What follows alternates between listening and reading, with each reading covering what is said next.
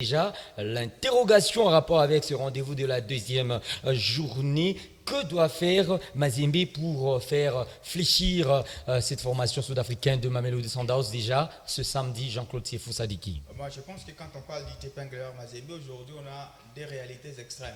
Ça veut dire que des excès. D'un côté, vous avez les noms, le Tepengler Mazembe qui est prétendant. Quand Mazembe joue une compétition, normalement, Mazembe prétendant serait à ce titre-là. Et puis de l'autre, il y a son effectif, qui est tout simplement un effectif de losers. Aujourd'hui, l'effectif du TP, c'est un effectif pour perdre. On ne peut pas voir ces joueurs-là et espérer avoir quelque chose, même quand vous jouez à la Ligue nationale de football. La preuve, c'est que même dans la zone A, ils sont dépassés par l'équipe de gestion de Popo. Quand je vois les matchs face à Pyramide, perdu 1-0, certes le score il est minime, c'est 1-0, mais les contenus produits par le TP, ce qu'après, je me dis, il n'y a que des questions. Ça veut dire qu'aujourd'hui, la Mindia, il n'a que des questions. Or, quand il est arrivé, il pose son autopsie, il a la thérapie, il essaie d'avoir des moyens, il a des joueurs. On devait avoir quelques réponses. Mais là, il n'y a que des questions.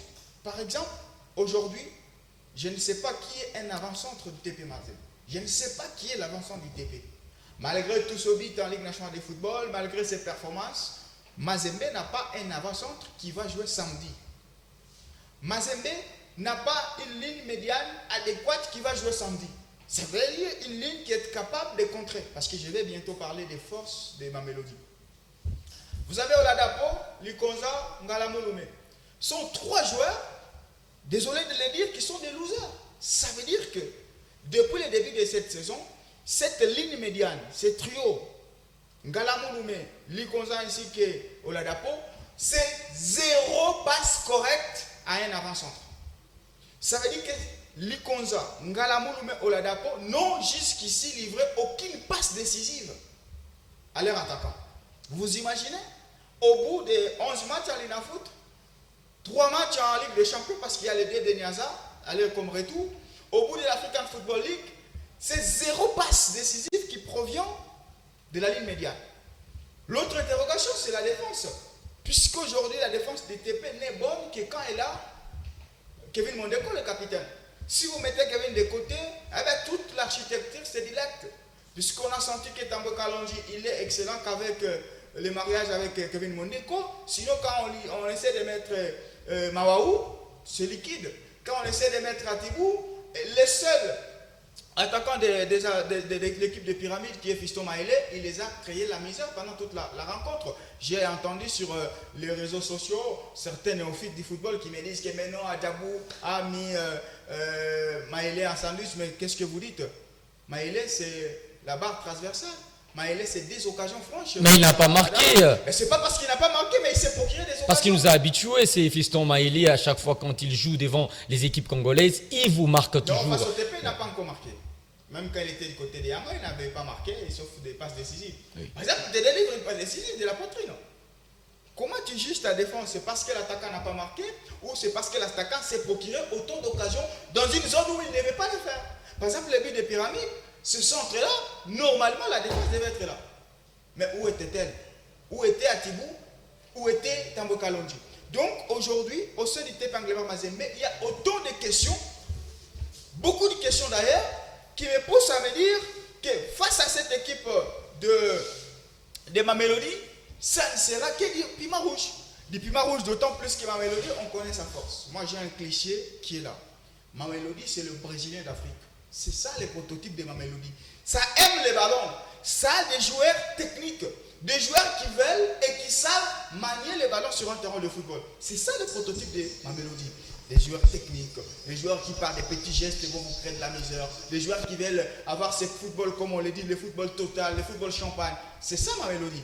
Et son cliché, c'est que c'est une équipe qui aime jouer dans l'axe. Quand on parle de l'axe d'une équipe de football ici, on voit surtout, en fait l'équipe qui évolue au milieu de terrain. Parce que c'est ça l'axe des matchs de football. C'est là que Mamelodi concentre sa force.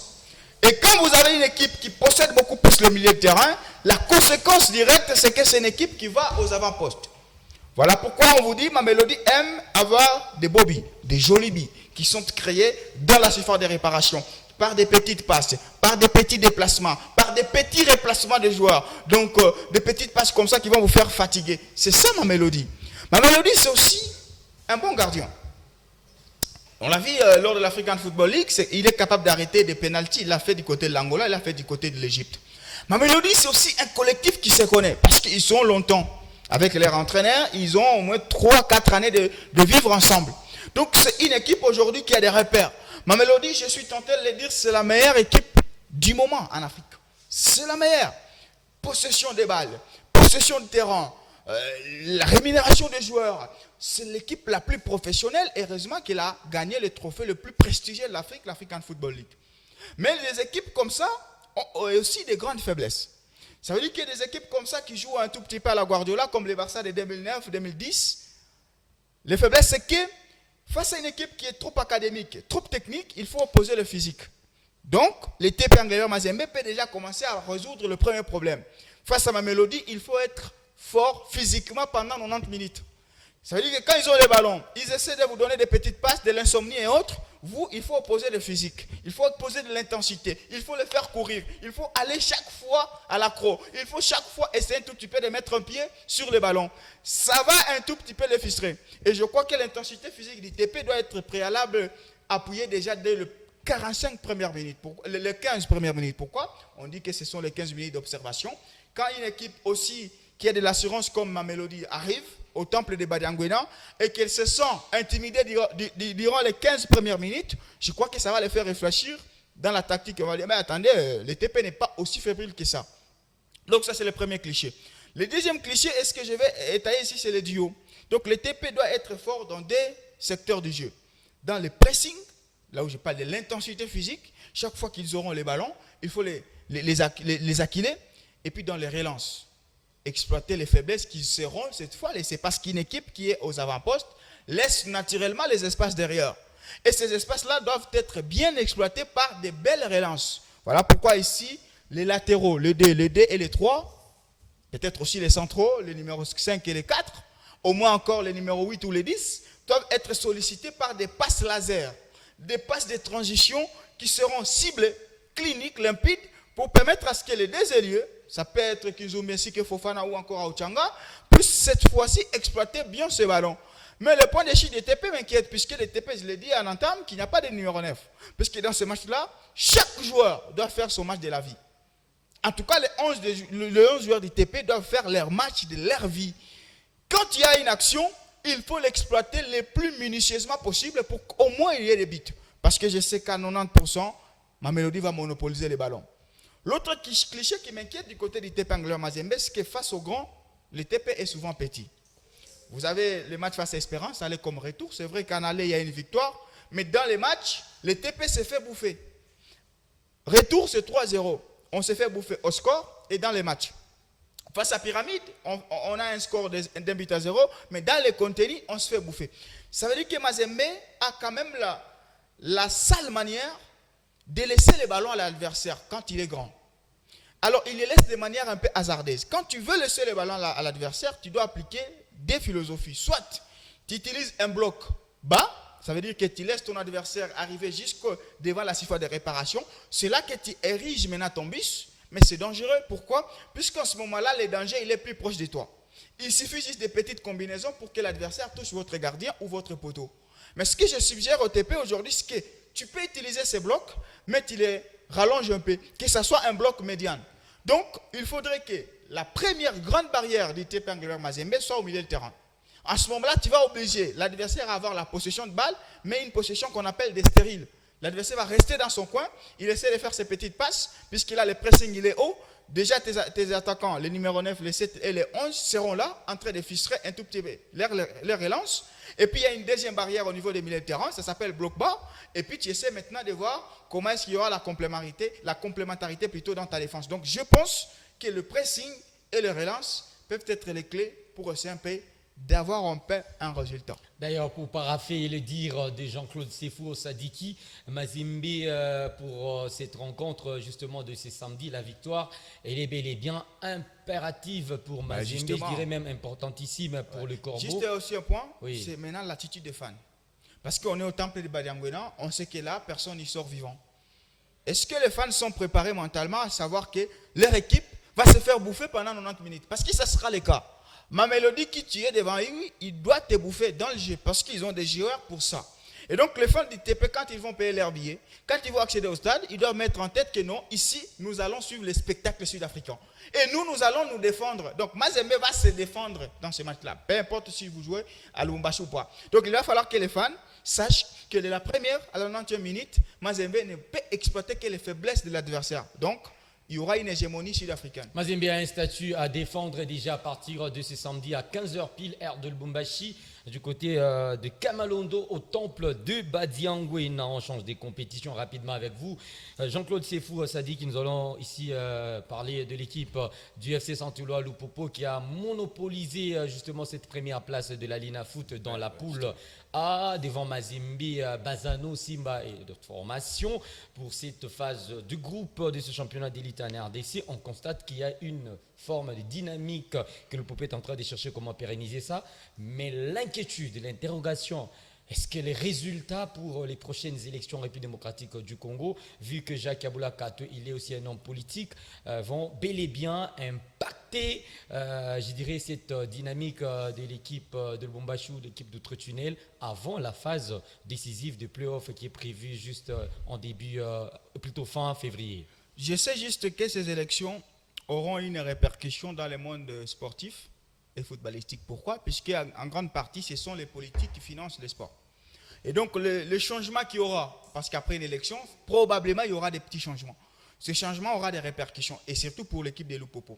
Mais la question à se poser, c'est est-ce que M. Jacques Aboula Kato est-il un sportif né ou un sportif artificiel? Il s'est fait sportif parce qu'il a un poste à pourvoir ou il est vraiment un sportif? Je sais qu'aujourd'hui, notre football, pour qu'il puisse progresser, il faut que le monde politique l'appuie. On a l'exemple légion du TP Mazembe, l'exemple légion de Sangaba Lende avec Ngoï Kassanji. Donc, il faut avoir une poche large. Et souvent, les poches larges ne viennent que quand on occupe des fonctions un peu de prestige, gouverneur, premier ministre et tout. Je ne vois pas un député national ou provincial avoir une poche suffisante pour prendre en charge une équipe de haut niveau en République démocratique du Congo. Prendre en charge une équipe de haut niveau, ça veut dire assurer des stages, Maroc, Zambie, payer les joueurs, par moment de $10,000 les mois, assurer leur routine, payer même les fans. Hein, les 100% quand ils jouent, les bananes. Enrouler aussi des grands joueurs. Enrouler des grands joueurs. Donc je ne vois pas un seul député capable de faire ça. Pourquoi je le dis? Puisque je vis Sangaba Lende connaître l'âge d'or avec Ngoï Kassanji, gouverneur. Mais une fois débarqué du gouvernorat, c'était un député national et provincial, incapable de payer ce joueur, et il a fini par prendre fuite. Ngoï Kassanji a laissé Sangaba Lende, il s'est exilé à Kinshasa. Donc aujourd'hui, les élections qui s'annoncent, c'est quand même un moment opportun pour Lupopo de se remettre en question.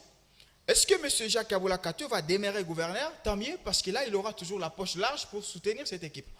Un député national ou provincial ne peut pas être capable, pour moi, je le pense, de mesurer la charge, de peser la charge d'une équipe de première division et surtout qui joue l'Afrique. En 30 secondes, c'est quoi le regret ou la déception de ce mandat de Jacques Aboula Kato à la tête de cette province du Haut-Katanga en tant que président de l'équipe? Les regrets aujourd'hui, c'est de voir que M. Jacques Aboula Kato était au sein de Lupopo sans une vision. Je ne peux pas concevoir une équipe d'un gouverneur qui n'a pas de sponsor. Je ne peux pas concevoir ça. Une équipe d'un gouverneur qui n'a pas de sorte de formation. Je ne peux pas concevoir une équipe d'un gouverneur qui n'a pas de stade. Ça veut dire qu'ils n'ont pas capitalisé la force d'un gouverneur au sein d'une équipe. Et on ne peut pas dire aujourd'hui c'est quoi l'héritage de M. Jacques Aboula Kato à Lupopo. Une phase de groupe en Coupe de la Confédération, mais c'est un héritage quand même basique. Je me dis aujourd'hui qu'il y aura beaucoup de regrets si jamais il laissait le club. Mais si c'est un sportif plutôt, il peut toujours avoir l'envie d'y rester. Mais je pense que c'est difficile qu'un député puisse nourrir une équipe de football. La réponse en rapport avec cette préoccupation, donc ça sera l'année prochaine, justement après les résultats des élections démocratiques du Congo, voir si Jacques Kabila Kato il a la volonté et également les épaules solides pour au moins continuer à supporter cette formation du FC Saint-Ololle-Popo, je parle là financièrement. Merci à vous Jean-Claude Sefou Sadiki. Tous mes sentiments sportifs, cher Marc, et à tous les fans du FC Saint-Ololle-Popo.